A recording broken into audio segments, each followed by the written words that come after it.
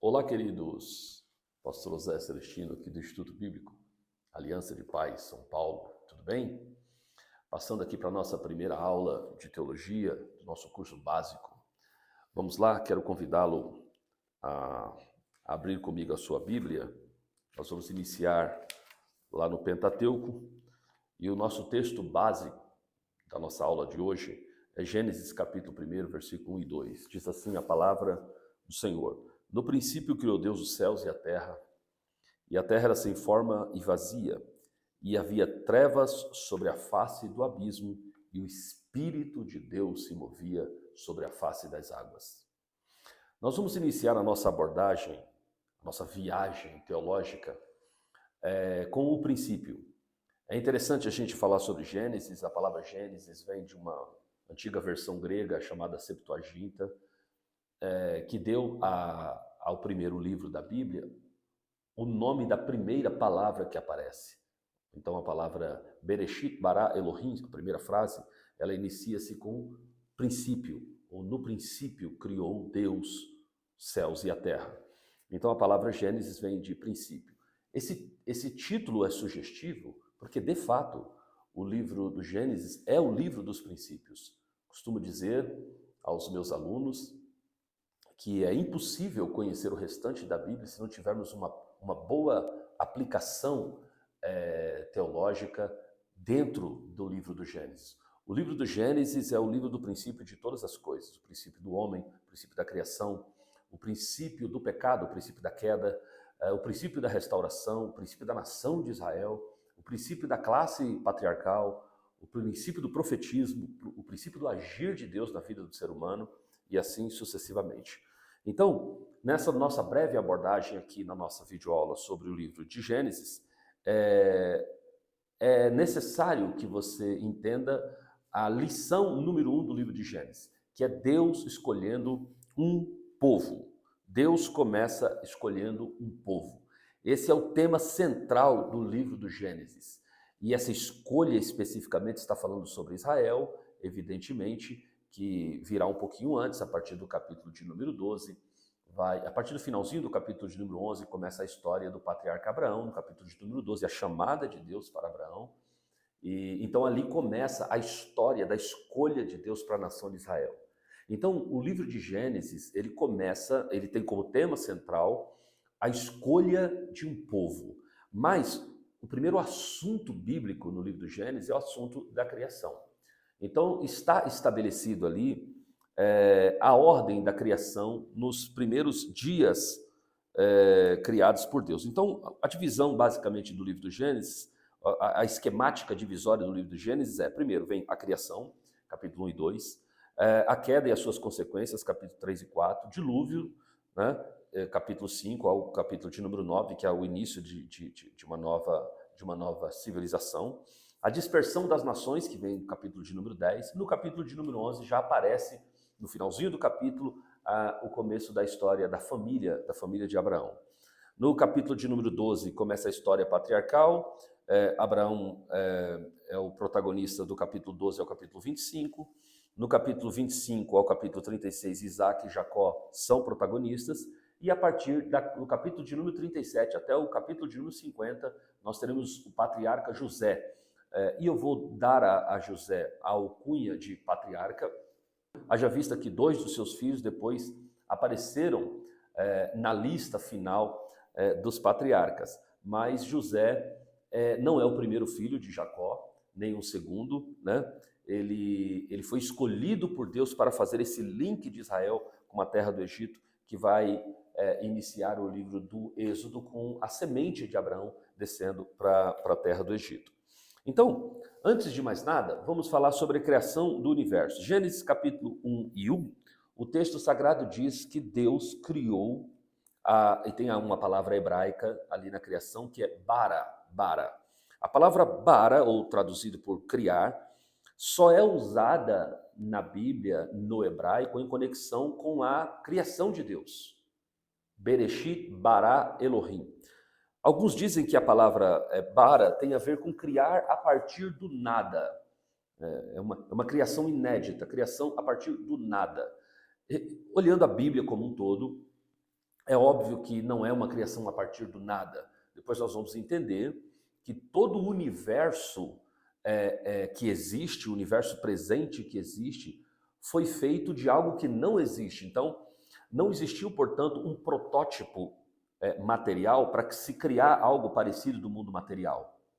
Esse protótipo material que foi criado, ele veio de um outro exemplo do mundo espiritual. Hebreus capítulo de número 11 diz: porque pela fé entendemos que os mundos pela palavra de Deus foram criados, de sorte que aquilo que existe não foi feito de nada de que já existia, não foi feito de nada do que é aparente. Quando a Bíblia usa que isso foi feito de nada do que é aparente, dá-nos a ideia clara de que aquilo teve um modelo, mas não um modelo em algum mundo físico existente. Isso que foi criado tem como modelo o mundo espiritual. Você vai entender isso ao longo da sua jornada aqui nessa viagem do Gênesis. Então, a palavra bara tem a ver com criar, então, a partir do nada, ou criar algo completamente novo, algo no mundo material completamente sem precedentes na história, ok?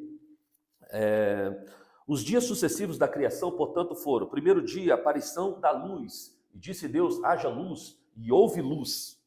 E o texto sagrado diz que viu Deus que era boa a luz, e fez Deus separação entre luz e trevas. A luz ele chamou dia, as trevas ele chamou noite, foi a tarde, a manhã, o primeiro dia. O segundo dia da criação foi a criação do céu, da atmosfera, dos mares, surgimento dos continentes e o aparecimento das vegetações foi no terceiro dia. No quarto dia aparecem corpos celestes que iluminam a terra. No quinto dia, a criação de animais no mar e as aves. No sexto dia, a criação de mamíferos e a criação do homem. No sétimo dia, conclui-se as atividades criadoras e Deus descansa e santifica esse sétimo dia como o dia de descanso, que aliás é um dia santificado como dia de descanso até o dia de hoje, ok?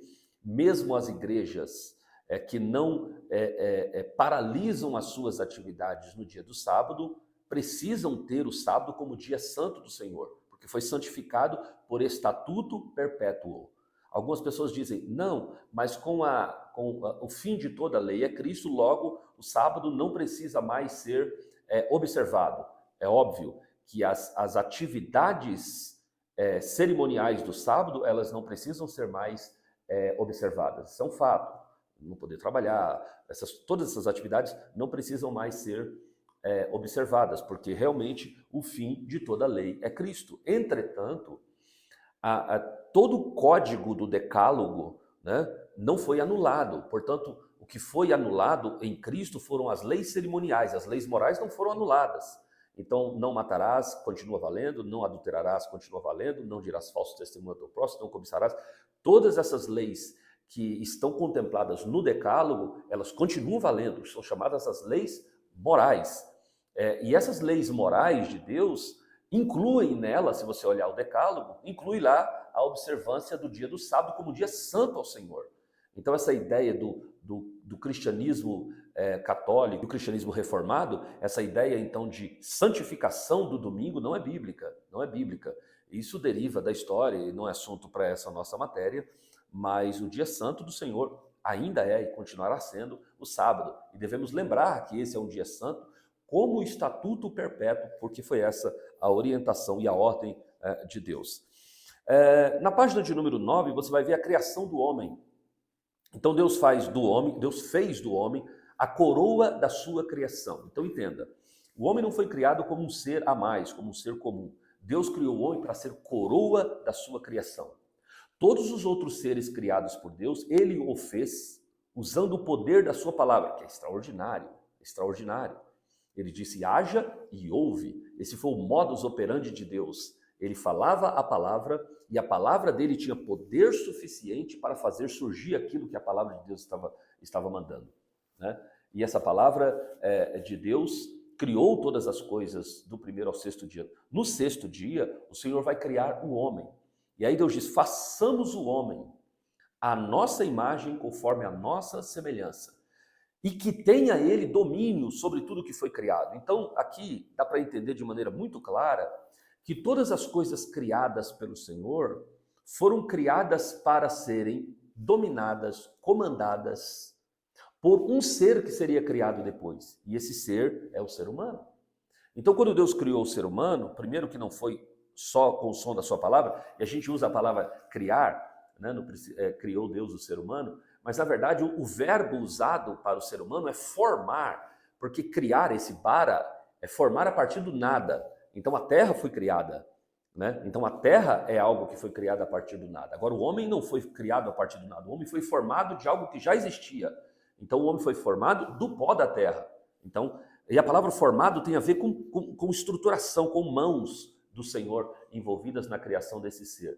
Então o homem foi formado, Deus deu ao homem toda a forma que esse homem existe. Então essa criatura foi especial, não apenas porque ele foi tocado pelas mãos do Eterno, mas essa criatura se torna especial porque essa criatura veio com a prerrogativa de dominar sobre todas as coisas que foram criadas pelo Senhor até então. Então Deus fez desse homem a coroa da sua criação. O corpo do homem foi criado do pó da terra, a semelhança do que aconteceu com todos os outros animais. Entretanto, a esse homem foi dado algo muito especial. Deus criou um homem trino, se a gente pode chamá-lo assim. Porque esse homem, ele tem as suas subdivisões, corpo, alma e espírito. Assim como existe o Deus Pai, Filho e o Espírito Santo, o homem também é três: o corpo, a alma e o espírito. Aliás, eu gosto da ordem definida pelo apóstolo Paulo: espírito, alma e corpo. Espírito, alma e corpo sejam plenamente conservados. Então, o espírito é o principal do homem. Então, eu costumo dizer que o homem é um espírito, ele tem uma alma e habita em um corpo. Então, essa alma do homem é o seu poder decisório. Esse corpo, essa carcaça, é apenas o que mantém esse espírito aqui na terra. A Bíblia diz que quando o homem morrer, ele volta, o seu corpo, né, que é perecível, volta ao pó da terra, o espírito volta a Deus que o deu e a alma vai a julgamento, né, ou para a salvação ou para a perdição. Portanto, os erros que nós cometemos não são erros da carne, são erros da nossa alma. A nossa alma decide o que é que o nosso corpo fará. Por isso que a Bíblia diz que a alma que pecar, essa morrerá. Então quem peca não é o corpo, quem peca é a alma. Não é o espírito, porque o espírito é o fôlego de Deus. O espírito é o acoplador do Espírito Santo na vida do homem. Então, o espírito do homem, ele não é pecador, ele não toma decisões. O espírito do homem é o acoplador do Espírito Santo. Então, quando Deus, o Espírito Santo, vem habitar no ser humano, ele não vem habitar no nosso corpo, e ele também não vem habitar na nossa mente. Quem dera se a nossa mente fosse amplamente dominada pelo Espírito de Deus. Mas o Espírito de Deus atua no nosso espírito, e é quando o Espírito vem no nosso espírito que nós conseguimos ter essa comunicação espiritual com Deus. Não se preocupe, a gente vai falar mais detalhes disso lá em Doutrina do Espírito Santo e assim por diante, pode ficar tranquilo. Voltemos aqui ao Adão.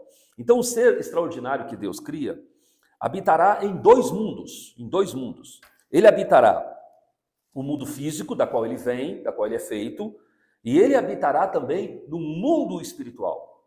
Ele habitará no mundo do espírito. Talvez seja por isso que na restauração final, da ressurreição e no arrebatamento, esse corpo será reutilizado para que a alma humana acesse o céu. Paulo disse que o corpo mortal entrará no reino do céu depois de se revestir do manto espiritual da incorruptibilidade. Isso só será possível porque Deus criou originalmente um homem que tem capacidade de acessar os dois reinos, ok? A comunicação de Adão com Deus, portanto, não obedecia aos mesmos padrões de comunicação que existem hoje. Em suma, a expressão dominai usada por Deus a Adão somente lhe deu atribuições. Quando lhe deu atribuições, mostrava um ser extraordinário, que não temeria feras do campo, nem aves, nem peixes. Tudo isso obedeceria à voz do seu comando. Muito bem. Eva, ela foi a primeira mulher formada por Deus, com o propósito de ser-lhe uma adjuntora. Essa expressão adjuntora em hebraico é usada no Antigo Testamento 12 vezes. 12 vezes. Uma vez é atribuída essa expressão a Eva. Então Eva é a adjuntora. Far-lhe-ei uma adjuntora. Então a palavra adjuntora em hebraico significa um ser que está amplamente preparado para suprir todas as necessidades que falta no outro ser. Então, adjuntor é um ser que está amplamente preparado para suprir todas as necessidades que faltam no outro. Ou seja, Deus não fez o Adão de maneira completa. Deus fez o Adão com algumas habilidades e capacidades das quais ele não possuía, que posteriormente seriam concluídas com Eva. Por isso que Deus diz, não é bom que o homem esteja só. Porque o homem só, ele não terá a sua capacidade, a sua habilidade inteiramente plena, por assim dizer. Porque muito disso está na mulher. Né? Por isso que não é bom que o homem esteja só. E o legal sobre isso também é que no divórcio, por isso que Deus odeia o divórcio. Porque a palavra divórcio derivam de duas palavras. A palavra di e vorce. Então, di é divisão, vorce é força. Então, o divórcio é uma divisão de forças. Então, quando o casal que tem uma força única só, eles estão casados, eles têm a possibilidade de ter a plenitude da força. Agora, quando eles se separam, eles dividiram as forças. Então, por isso que Deus odeia o divórcio. Falaremos também disso em mais oportunidades, fica tranquilo. Antes do pecado, portanto, Eva tinha as mesmas prerrogativas que Adão. Deus criou um ser compatível, isto é, sem graduação de maior ou menor. Deus havia dito a Adão que ele deveria dominar sobre peixes, aves e feras, mas em nenhum momento antes da queda, Deus citou a mulher como algo a qual deveria ser dominado ou supervisionado. A princípio, o princípio contido na chegada de Eva foi socializar o homem, tirando-o da solidão e tornar o homem uma raça reproduzível. Deus disse, não é bom que o homem esteja só. Estava desde sempre no DNA do homem a dependência dessa socialização. Ninguém vive sozinho, ninguém consegue viver sozinho. Quem vive sozinho não vive uma função normal, e sim uma disfunção. Não vive numa normalidade sociológica. Deus criou o homem para viver em sociedade. Sobre a sexualidade do ser humano, Deus deixou claro, ao fazer Eva, que o sexo compatível com a socialização e reprodução era o sexo oposto. Ok? É a Bíblia que diz isso. Qualquer união que fuja desses princípios não é a normalidade bíblica, não é a normalidade existencial. Ok?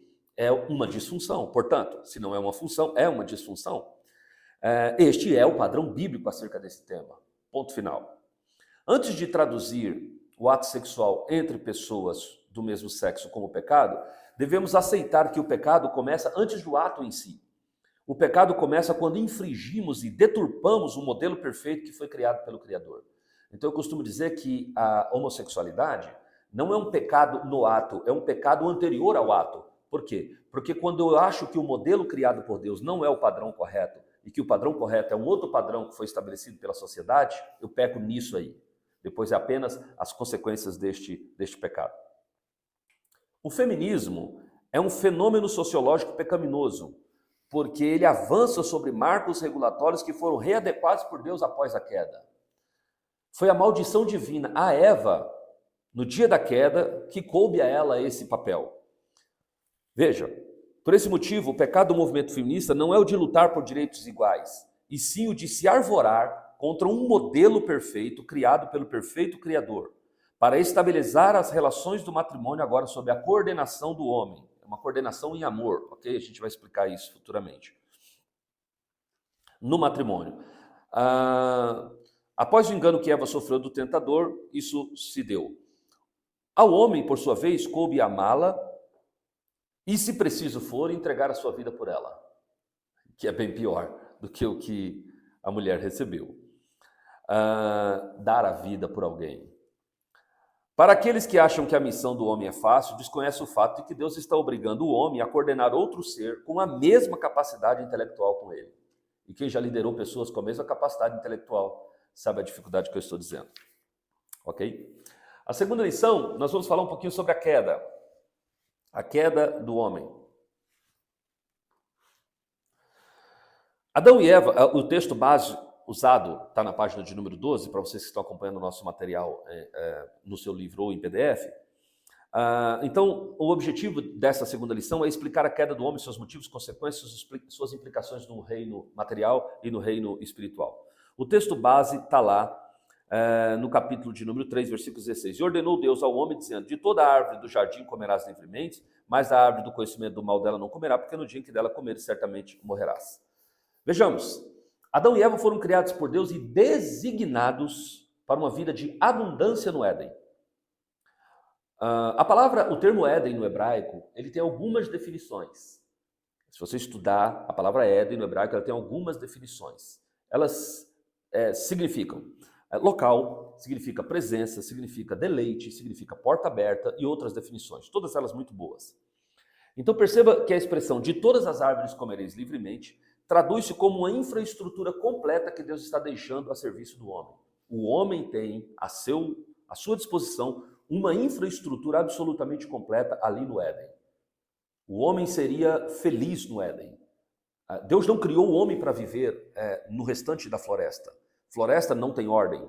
Jardim tem ordem. A palavra jardim em hebraico significa ordem.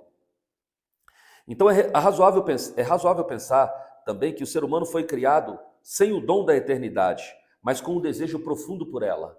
Salomão explica isso em Eclesiastes 3:11.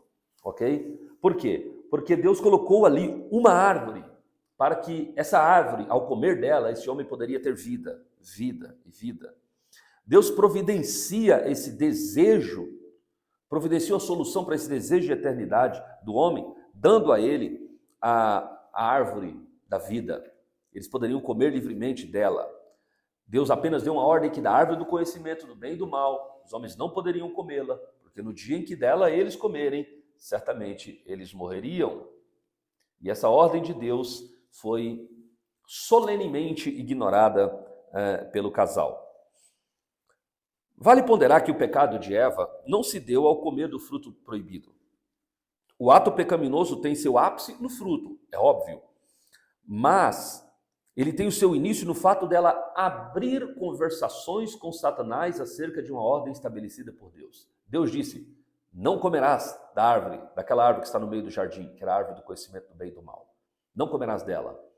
E aí quando Satanás vem para iniciar um diálogo com ela, Satanás diz: o que foi que Deus disse? Não podereis comer das árvores? Ela disse: não foi isso que Deus disse. Deus apenas disse que de todas comeríamos, mas a árvore que está no meio do jardim, dela não poderíamos comer, porque no dia em que dela comermos, certamente morreremos. Nesse momento, a serpente iniciou um diálogo com ela.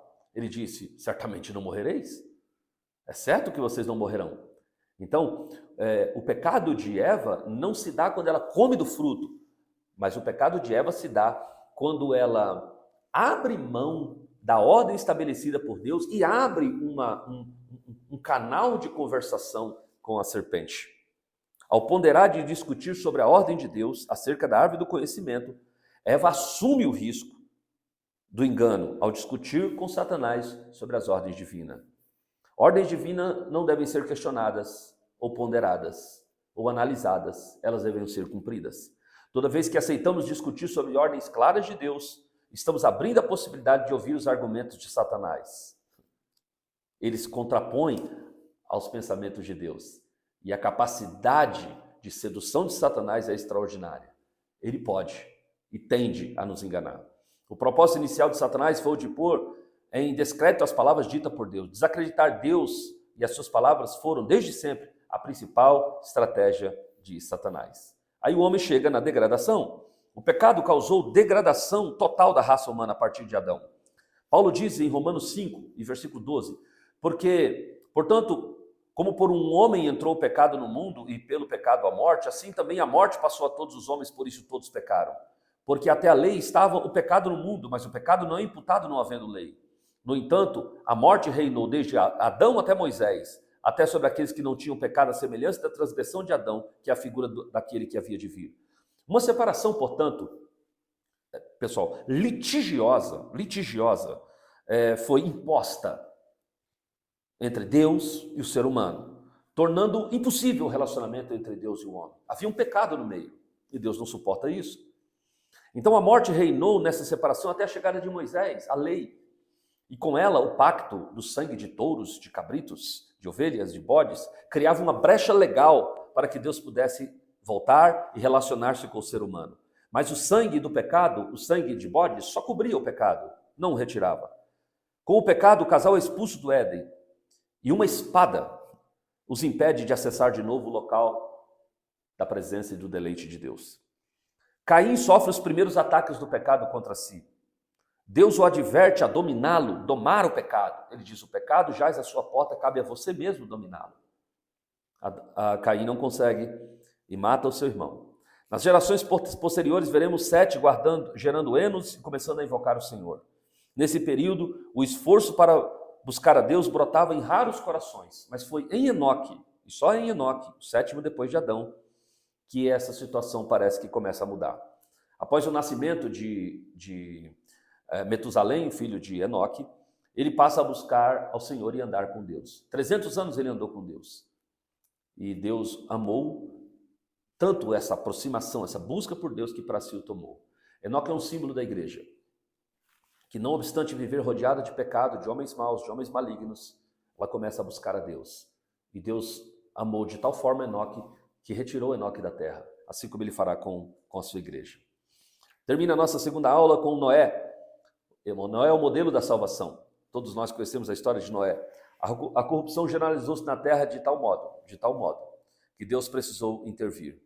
Não havia mais temor de Deus e nem o conhecimento de Deus entre os seres humanos. O homem fazia os seus próprios caminhos sem se preocupar com juízo, cobrança de Deus, absolutamente nada.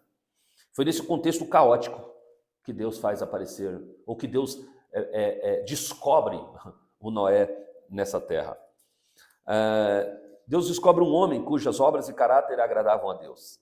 Noé, o patriarca, começa a andar com Deus e a ouvi-lo também.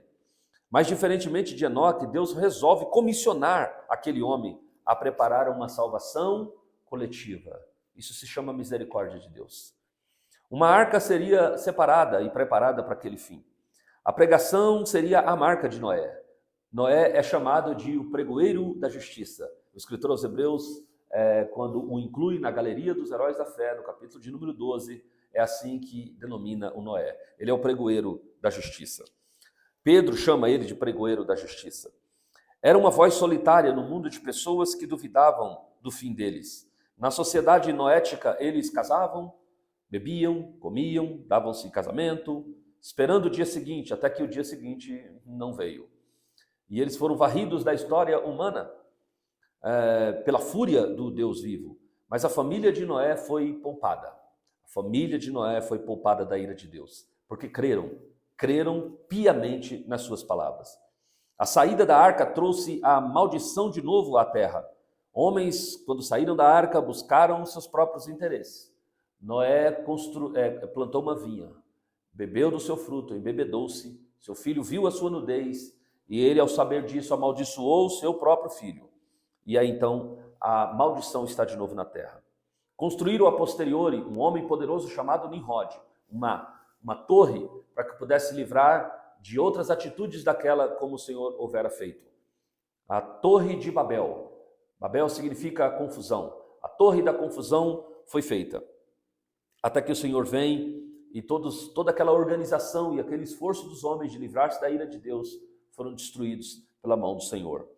Hoje, a sociedade, imbuída pelo mesmo espírito de grandeza e prepotência, supõe que pode acessar o céu pelos seus próprios esforços, pelos seus próprios méritos, mas também serão igualmente destruídos pelas mãos do eterno Deus. A partir daquele episódio, Deus, então, confunde as línguas e começam a sair pequenas tribos nômades, porque eles não se entendem mais, e eles começam a se separar, e essa foi a configuração geral daquilo que nós vamos conhecer depois como as primeiras nações da terra.